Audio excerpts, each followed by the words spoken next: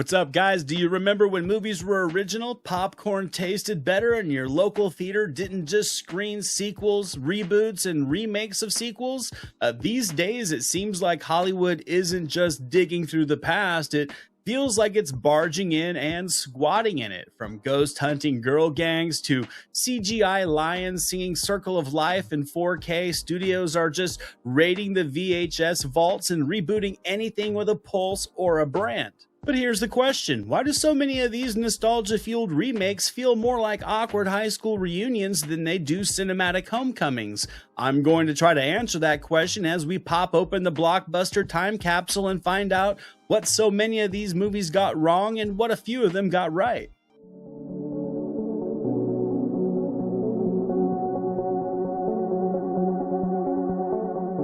Now, first off, you can't fake nostalgia, so from a baseline level, these remakes are rarely able to compete with the originals because the originals aren't just movies, they're cinematic treasures that are much more than that. They are time machines to our pasts. They're linked to childhood sleepovers, weekend VHS rentals, summer nights with friends watching action flicks like Predator or horror movies like Nightmare on Elm Street, and all of us pretending not to be traumatized in front of our friends.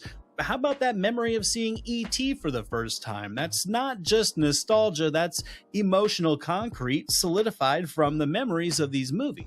Take Paul Verhoeven's RoboCop from 1987, for example. It was a violent, over-the-top satire of American consumerism and police militarization. It was smart, brutal, and ultra-bizarre. Then came the 2014 remake, admittedly sleek, but also PG-13, sanitized, and utterly forgettable. It looked like RoboCop, but it just felt like a Fast and Furious spin-off that never managed a single rotation. It was more serious, way less bloody, lacking any social commentary of substance, and all it really taught us was that RoboCop without edge is just a guy in tactical cosplay, not a faithful adaptation of a half-man, half-machine cop that gave crime 20 seconds to comply.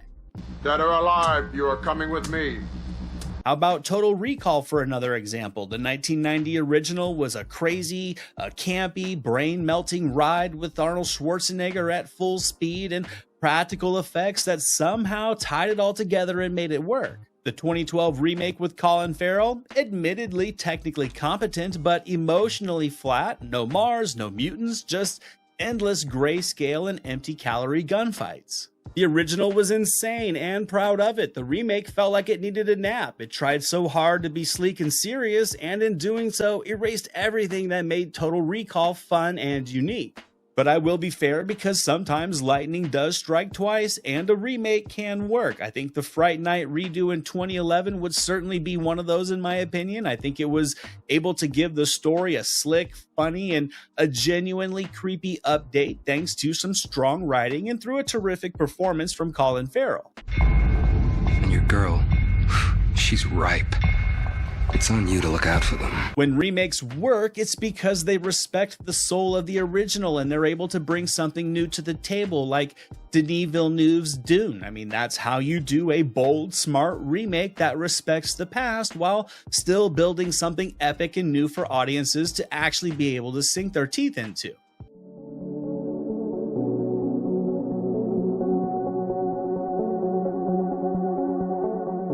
As you can probably tell by now, a lot of these modern remakes love their gloss and the shine of 4K resolution and rarely flawless, but more often video game level CGI in place of practical effects and on-location shoots. This results in many more digital sets and much less of a reliance on practical production design. Everything looks sharper, cleaner, and thus feels infinitely flatter. Somewhere along the way, studios confused better visuals with better movies and lost the meaning of both. These nostalgia remakes are just assembly line creations stitched together from a revolving collection of film elements that each has their own Rolodex of reusable variations. Now, admittedly, some of these remakes are beautiful to look at, but sadly, they're also completely hollow to feel. Everything's sharper, sleeker, and more expensive, but where's the soul? Where's the creativity? You don't face your fears, you ride them. Great flick! Great friggin' flick! The guy is brilliant. Take the Lion King digital live adaptation, whatever they called it, from 2019. Was it a technical feat?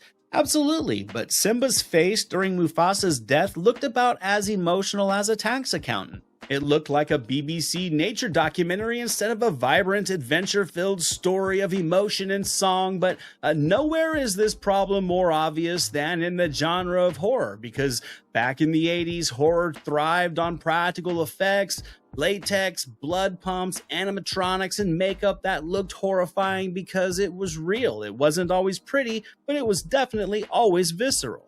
Fast forward to the Nightmare on Elm Street remake from 2010. Jackie Earle Haley certainly had potential as Freddy from a casting aspect, but the film buried him under layers of stiff CGI, the burn makeup looked artificial, the dream sequences were overproduced, and the kills just lacked that disturbing rawness of the original. Instead of grotesque burns that made Freddy look haunting and disturbing, we got a mostly computer-generated face that kind of looked like a video game cutscene trying to jump scare you. Even the kills lost their bite in this remake. Remember the original scene where Freddy pulls a girl across the ceiling in real time in one single practical effect shot? It's a timeless moment in the genre, but in this remake, it's just filtered CGI sludge with none of the weight, none of the dread, and it looks more like a Halloween-themed Instagram filter. This movie replaced practical effects and creepy atmosphere with digital noise, and it was instantly forgettable. It's not just Freddy though, because all of these modern remakes often ditch practical artistry for a variety of reasons, all to the detriment of the quality of the viewing experience. Take the prequel to The Thing from 2011. It originally did use some amazing creature prosthetics, only to digitally paint over them in post-production. Why? Because the studio execs felt that practical effects looked too old school, and because apparently nothing says scary like a bunch of glossy textures and fast edits to subtly hide just a big CGI blob with no dramatic weight that looked far more terrifying without all the digital masking given to it in post. And it really is a textbook example of a remake completely losing faith in its own identity by replacing handmade nightmares with glossy pixels. The Thing didn't just abandon a legacy, it buried it under a layer of green screen and drained the source material of nearly all of its disturbing atmosphere. Horror isn't supposed to feel clean, it's supposed to feel tangible and unsettling and unnerving and handcrafted. Now let's talk action. 1984's Red Dawn. It was fantastic, it was gritty, it was paranoid, it was raw, it captured Cold War dread from the perspective of average American teens forced into a resistance. The 2012 remake swapped all that tension for empty spectacle and turned North Korea into a villain via some hasty reshoots. The result? No emotion, no suspense, just empty explosions and a Hemsworth with nothing to do and a supporting cast that were all just emotionally flatlined from the minute this movie started. The problem with these movies wasn't updating the effects or simply attempting to use name recognition to add some butts to a few more theater seats. The problem with these movies is that studios have either no interest in learning the source material or have completely forgotten why these original movies worked in the first place.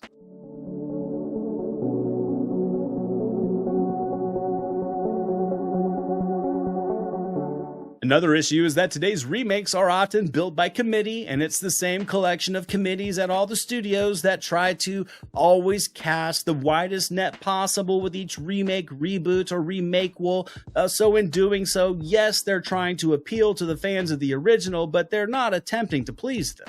Instead, they aim for every demographic, every region, every streaming algorithm, every Gen Z newcomer, China's box office, while also trying to appease the film Twitter mafia all at once, and in doing so, they actually forget who loved these original movies in the first place. The result? Just a safe, sanded down product with all the flavor of a glass of room temperature club soda. These movies spend millions of dollars to remake these 80s and 90s treasure of cinema. The irony is the audiences that made all of these movies iconic are rarely the target anymore. Case in point, Point Break from 2015. The original had spiritual surfers, anti-capitalist themes, a weird mythic energy, and Keanu Reeves saying, "I am an FBI agent," like it was Shakespeare.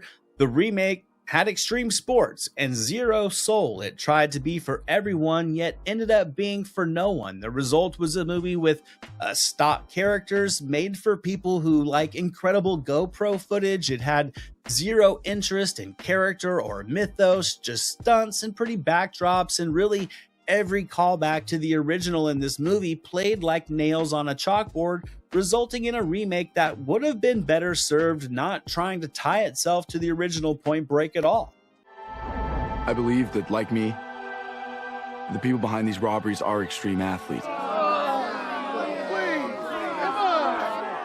How about Poltergeist from 2015? The original balanced suburban family drama with Spielbergian horror. The remake played like a haunted house attraction designed by an AI trying not to offend anybody, and ultimately ended up being scary for all of about 4 seconds. Also guilty, the Death Wish remake from 2018. Charles Bronson's original was gritty, admittedly ugly, politically charged, and whether you agreed with it or not, it had a point of view.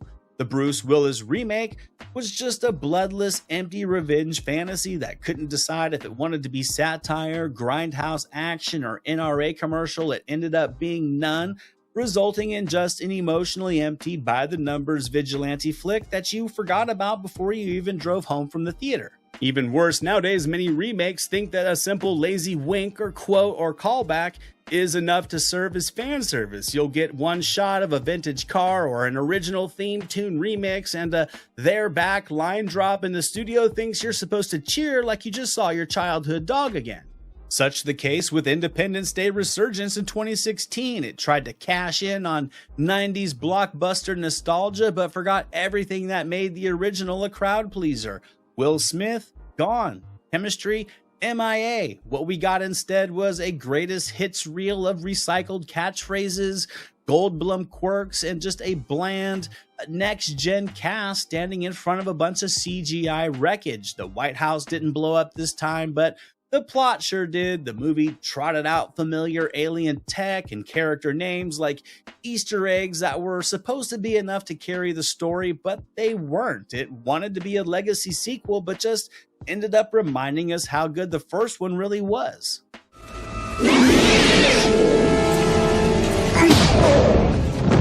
Welcome to Earth. Even Jurassic World Dominion gave us the original trio back and in form in full gusto, only to strand them inside of some ridiculous Dino Locust subplot that felt like it belonged in a totally different movie inside of a completely different franchise. Nostalgia was the bait, but it was never the backbone. How about Terminator Dark Fate from 2019? It brought back Linda Hamilton and teased Arnold's return like it was a mic drop moment, but the biggest twist in this one was killing off John Connor fresh off surviving the events of Judgment Day in the first 5 minutes. I mean, what are we doing? That's not subverting expectations. That's erasing the emotional core of the original films simply to reboot the board. The callbacks were there, the leather jacket, the familiar one-liners, the slow-mo shotgun pump, all evenly and strategically placed, but the soul of the Terminator, the mood, the atmosphere, all of it nearly non-existent. It used legacy characters like props and plot devices, then tried to sell us on a new story that just used polished up recycled parts. But then a movie like Top Gun Maverick from 2022 will come along and prove that legacy sequels don't have to rely on nostalgia as a crutch. This was a movie that honored the legacy without being handcuffed to it. The callbacks were all there, the motorcycle, the beach volleyball, the piano sing-along, but they were all woven into a story that pushed both the characters and the world forward. Maverick wasn't just back for applause. He had something to prove, he had something to lose, and he had something that needed to be passed on. Top Gun Maverick was a movie that didn't just recycle the past. It earned its emotional moments through character growth and incredible aerial action set pieces and just a sense of purpose overall. That's not nostalgia sugar. That's storytelling with weight and a textbook example of how to do nostalgia right.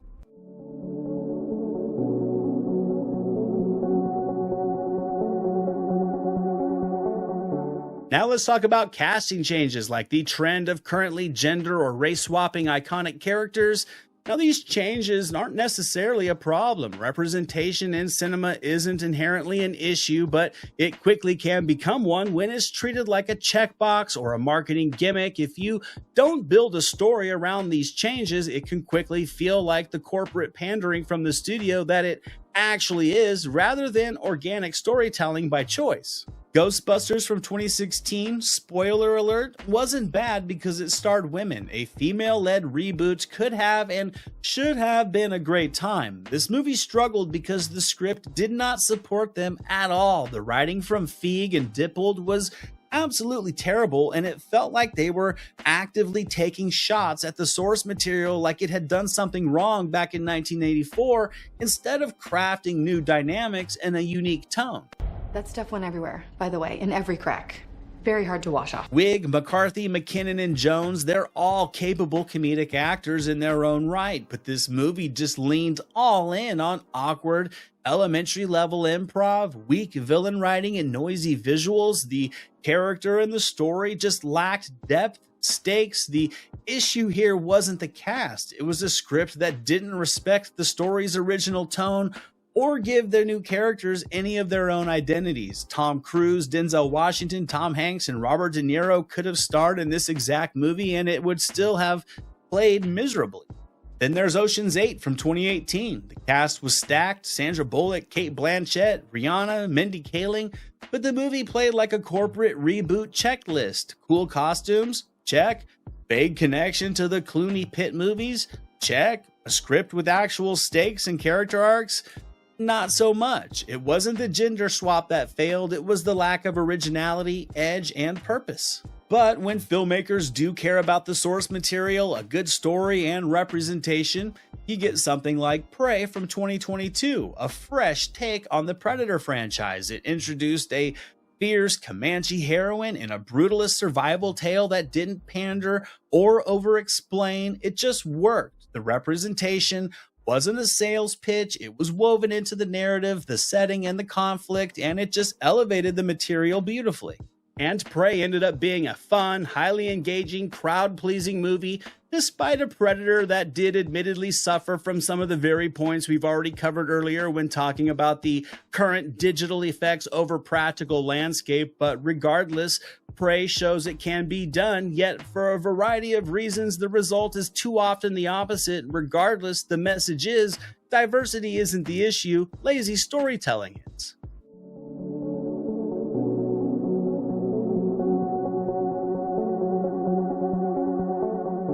You can remake the plot of a classic movie, you can even upgrade the visuals, but there's one thing that you can often rarely duplicate. That's lightning in a bottle, here in the form of the people behind the creation of these movies. The Mummy from 1999, admittedly a remake of the 1932 original, had Brendan Fraser at his swashbuckling best, it had Rachel Weisz being beautiful and brilliant, and a director in Steven Sommers that was able to balance horror, action, and comedy like it was a theme park ride with teeth. The 2017 Mummy reboot, Tom Cruise ran, Tom Cruise yelled, Tom Cruise ran some more, but where was the fun? It felt like a flaccid setup for a franchise instead of a movie that cared about its own characters. Then there's Indiana Jones and the Dial of Destiny from 2023, proof that sometimes even bringing back the original star isn't enough. Yes, Harrison Ford returned, fedora, whip and all, but now in his 80s, the film had to rely on just a mix of body doubles and CGI de-aging and just nostalgia scaffolding to keep the illusion going. The action scenes tried to recapture that whip-cracking magic of the past, but when your hero is grumbling about retirement more than he's dodging booby traps, it's hard to buy into the fantasy of the adventure.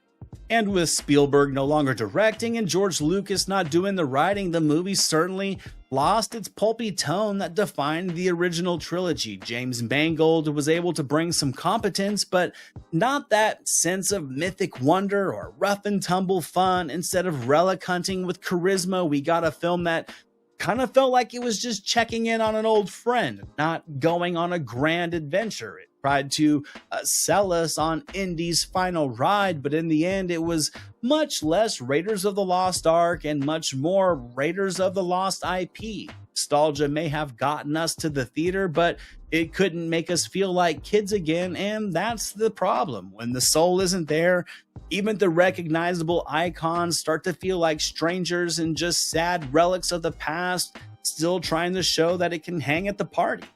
Who is this man? I'm her godfather. Related. Get back.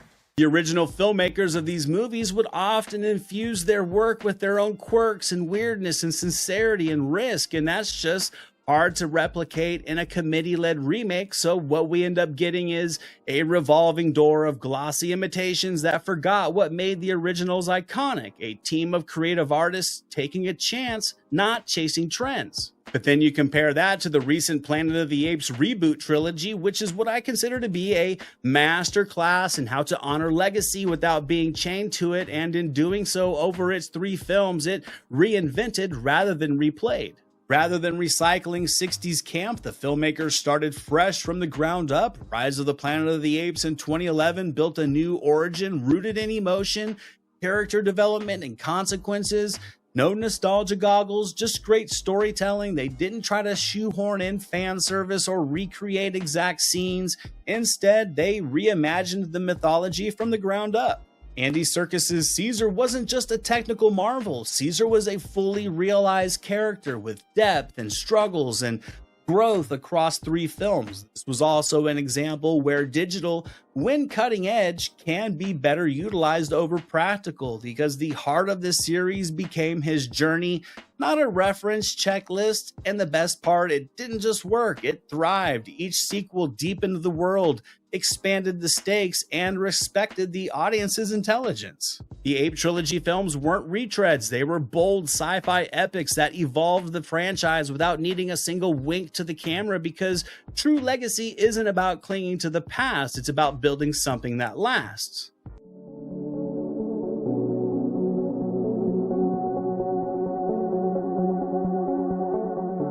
One of the laziest tricks in the remake handbook, the nostalgia Easter egg. You know the type, a character says a famous line from the original, a prop shows up in the background, a slowed down version of the old theme song plays quietly under a dramatic moment. You're supposed to cheer, but often it just feels hollow. Take The Matrix Resurrections from 2021. At times it felt less like a sequel and more like a PowerPoint presentation about how cool the original Matrix was. This movie did have some interesting meta ideas, but it got lost in a self-referential loop instead of pushing the story forward. Or how about Ghostbusters Afterlife? In all honesty, not a bad film. It had strong emotional beats, but leaned heavily on callback cameos and fan service gadgets. The original was wild, adult, and bizarre, and the remake felt more like a reverent museum piece. Now, these moments aren't necessarily bad on their own, but they're not a replacement for originality. Fans don't just want to remember, they want to feel something new, and the best remakes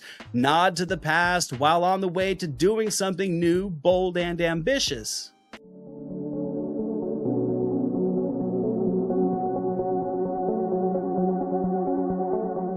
So you may be asking yourself, why does this keep happening then? And it's actually pretty simple. The modern film industry is built to minimize risk. The industry doesn't thrive on artistic originality anymore. It survives on familiarity. In the age of mega budgets and global markets, studios would rather bet on a recognizable title than an unknown idea, even if the title doesn't even make sense anymore, because brand recognition equals lower risk. That's why so many theatrical releases are IP-based or reboots. It's just the new business model. Original stories are just harder to sell, and they require marketing from the ground up. A remake comes pre-built with name recognition, even if nobody asked for it. That's why we've seen reboot attempts for everything from Flatliners to Firestarter to Roadhouse. The problem is, these movies are often trying to turn niche or cult hits, weird, risky films that stood out because they were offbeat, into something more four-quadrant. In other words, for everyone, which usually means for no one. The Last Starfighter was a charming, low-budget 80s space adventure that Hollywood's been trying to remake for years, but they can't figure out how to turn it into a cinematic universe, and maybe it's because it's not supposed to be one. Maybe trying to turn it into a tentpole franchise would miss the point entirely. How about Big Trouble in Little China? There have been rumors for years of a Dwayne Johnson-led reboot, but how do you recreate a film that worked because of its wildly odd tone, its bizarre side characters, and Kurt Russell playing a wannabe action hero who barely does anything right? I mean, Big Trouble in Little China at its core is everything The Rock isn't. The original was pure cult magic, and any remake would have to tone it down, clean it up, or explain the joke, and in doing so, they would just ruin it. These movies weren't built to be franchises. They were lightning in a bottle cult hits, and trying to update them into big tentpole events just often flattens what made them charming in the first place. Studios keep repackaging these cult hits for global appeal, but more often the thing we loved about all these movies was their edge, their grit, and their strangeness. And let's not forget streaming, because with theaters shrinking down to a superhero or nothing model, original ideas are often getting buried on streaming platforms unless they're tied to a famous IP. Some of the most inventive stuff recently is being overlooked because it doesn't come preloaded with brand awareness or a recognizable name, and really, movies aren't supposed to be just content, or at least they shouldn't be, but that's a topic for another day.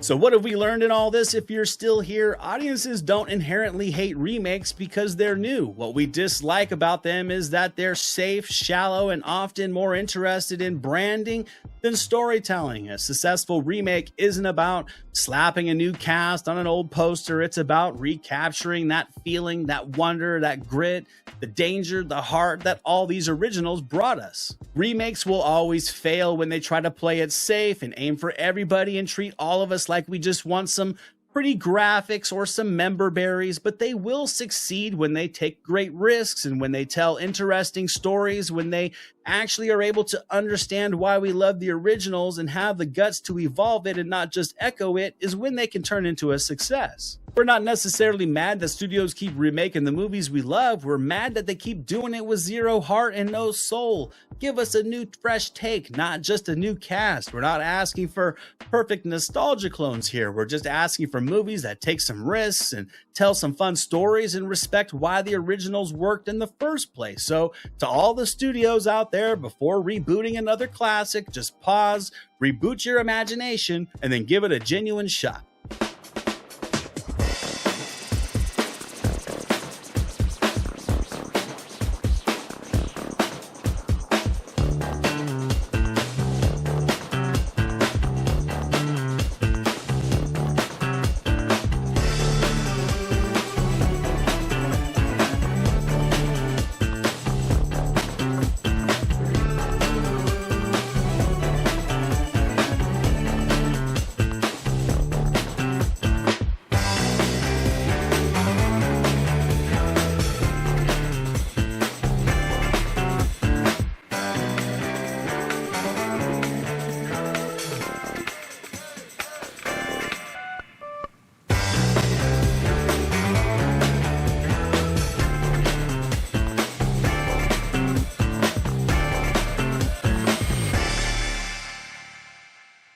Jack Burton in the Pork Chop Express, and I'm talking to whoever's listening out there.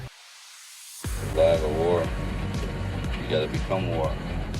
I suppose we have to register you as a lethal weapon. You trying to say Jesus Christ can't hit a curveball?